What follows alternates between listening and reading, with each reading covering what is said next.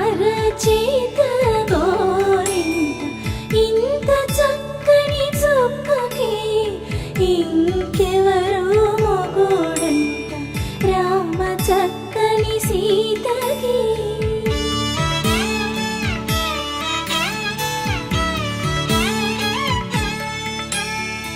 ఉడత వీపున